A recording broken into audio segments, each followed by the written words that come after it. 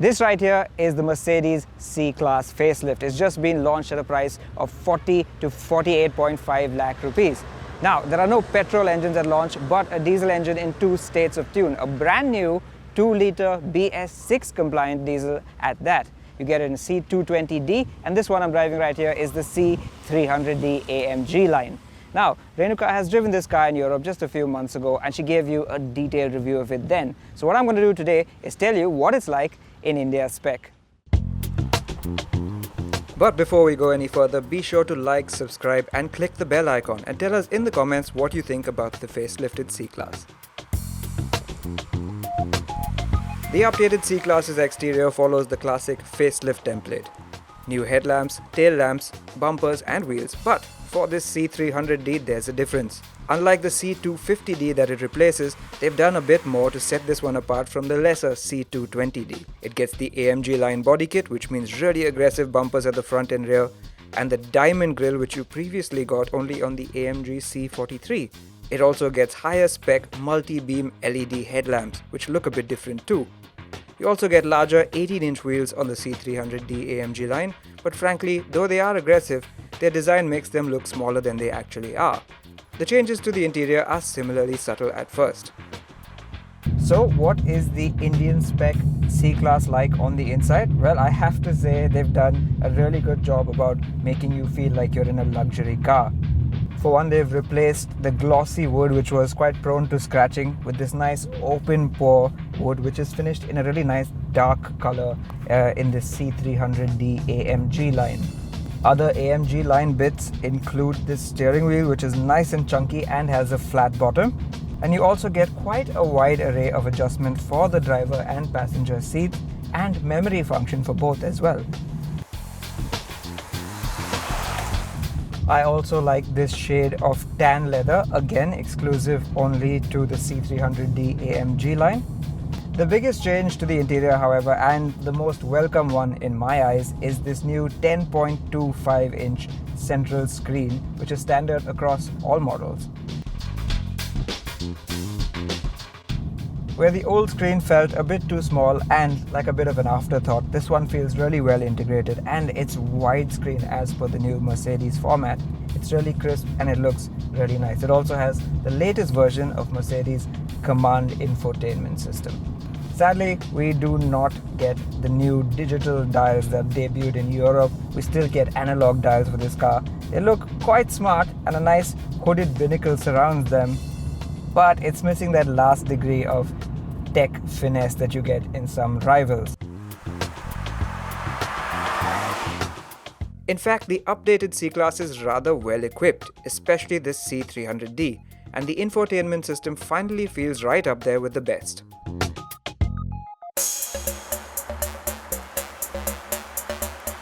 So this 300d in effect replaces the 250d, the more powerful diesel engine in the C-Class range. You get the same 500 Newton meters of torque, which is really quite significant for a 4-cylinder engine. But now power is up from 204 horsepower to 245 horsepower. And it's not just any old 4-cylinder. This engine in both the C220d and this C300d is the new 2-litre OM654. Yes, the same one that debuted in the E-Class. However, here in the C-Class, it is a BS6 compliant engine. That's right, even on today's BS4 fuel, it can run to BS6 emission standards. Like the facelifted S-Class, which has a BS6 compliant 6-cylinder engine, this one uses a host of technology, a diesel particulate filter, selective catalytic reduction unit and AdBlue supplements to allow the car to run at BS6 emissions levels even today. But don't worry, that doesn't affect the way it drives at all. So how does this engine drive? Well, for one, it's incredibly punchy off the line, although that may also have a little bit to do with Merc's incredible 9G-tronic 9-speed automatic gearbox. It's also a fair deal more refined than its 2.1-litre predecessor. However, I still think it might fall a little bit short of the high bar set by the Audi A4. Below 2000 RPM, like right now, it's really nice and silent, but once you extend it beyond that,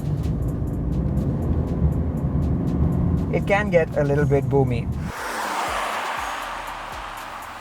But man, the power on this car. Put your foot down and within no time, it just starts flying. Now we don't have our testing equipment with us today, but Merc claims a 5.9 second 0 to 100 time.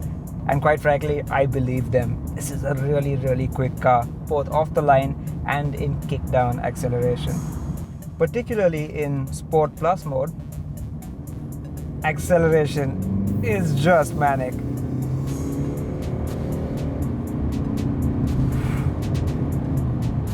And this is a 4-cylinder diesel, let me remind you. Now, Renuka did drive the C300d in Europe, but it had a completely different chassis setup. For one, it had adaptive air suspension at all 4 corners. This one's on passive steel springs. And to top it off, it was 4-wheel drive, and that means it affected the steering dynamics quite a bit. So, what's the Indian spec car like? Well, it's got passive dampers and rear-wheel drive only, and that means the handling feels a lot more uncorrupted.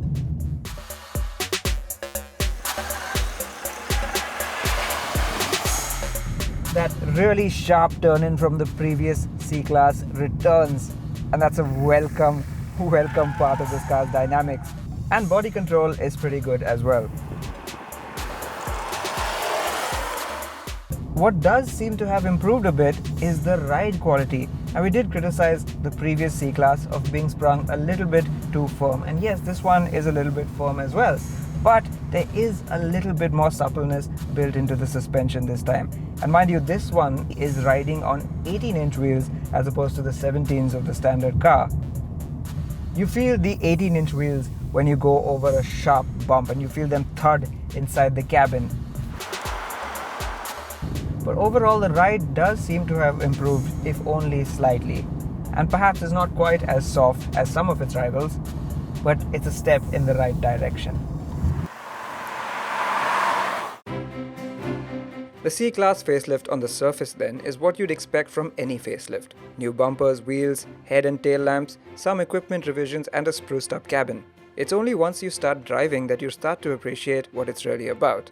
The new engine is a vast improvement on its predecessor, not to mention future-proofed for BS6 emissions. The updated infotainment brings it up to the cutting edge, and incredibly, it seems to be a touch more comfortable too.